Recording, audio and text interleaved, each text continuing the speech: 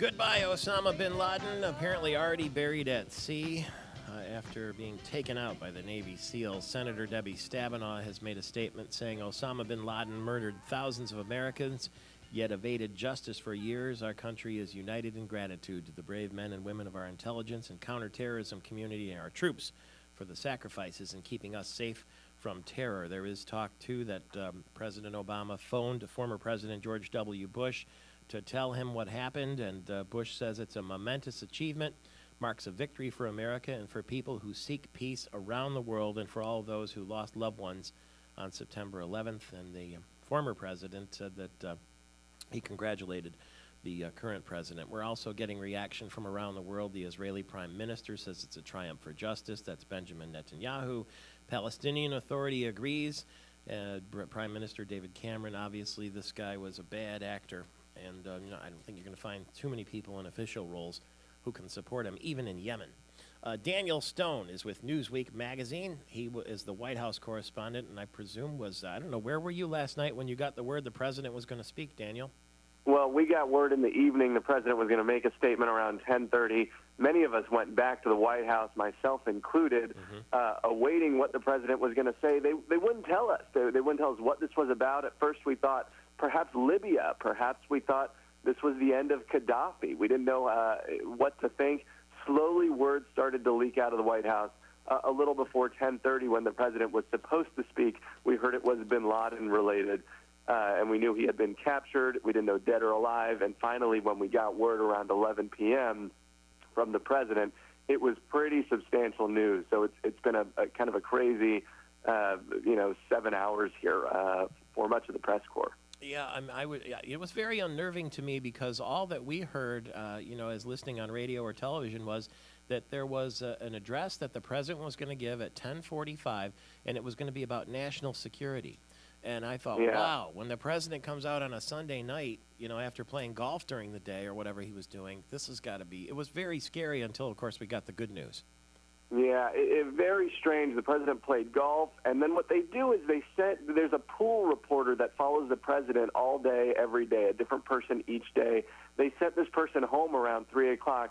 The person was a colleague of mine, and she got a call around 9 p.m. that said, how fast can you get back to the White House? When you're a reporter and you hear words like that, you know it's big news. So she alerted everyone, and we all scrambled like you wouldn't believe.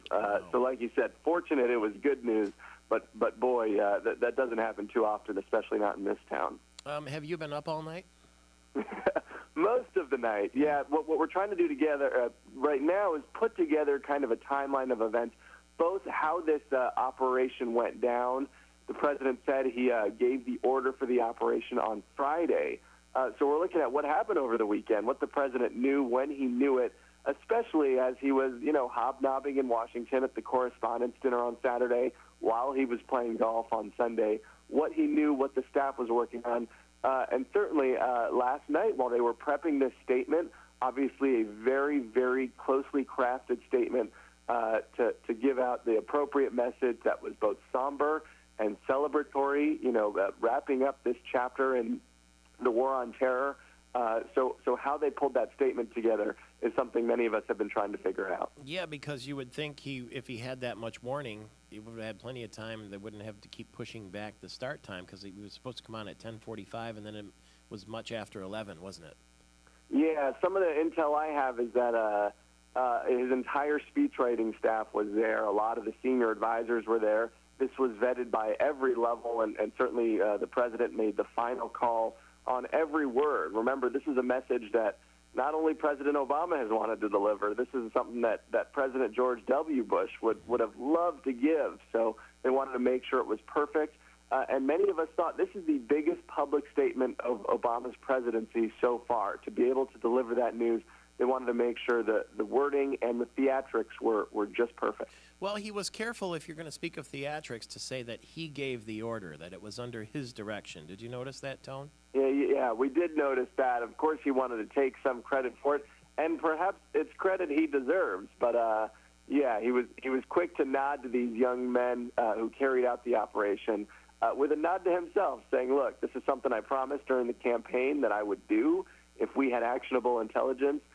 and we did it. So if we're talking politics, it seems like a very big political boost for the president, at least for the short term. I presume we're never going to know the name of the shooter. I think for his own good, it's best probably that nobody knows who got the bullet into Osama bin Laden's head. But what 3 helicopters descended on this compound? What do we know?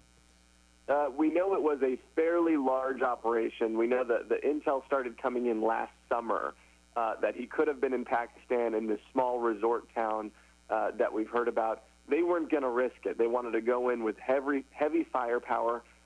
We know there were 3 helicopters. One of them, unfortunately, crashed. No one was hurt. It was a mechanical failure. And then people went in on the ground, boots on the ground in Pakistan.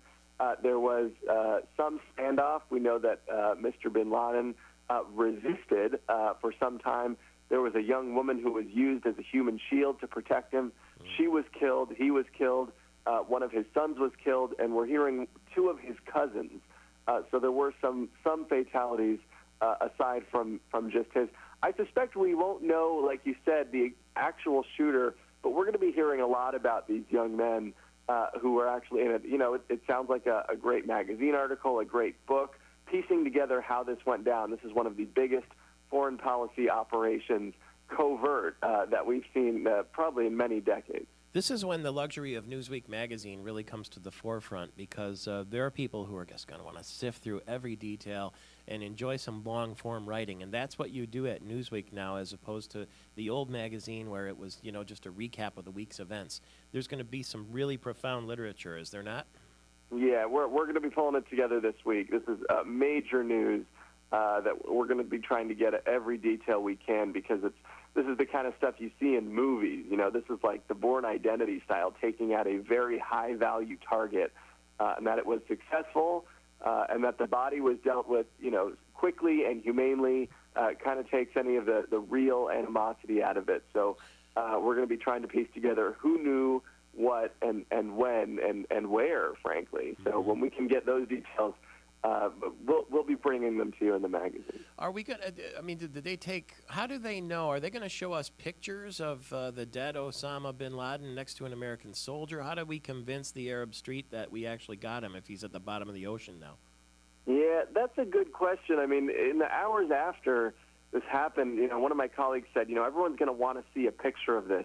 Yeah. I'd be very surprised if a picture of his body showed up somewhere. They've got DNA evidence. They're going to find a way to prove it. I think you're right. People are going to want to know, that this isn't just a kind of wag the dog kind of, we got him. Yeah. But I don't think a photo is going to leak. I think many of these fellows are much more disciplined than that.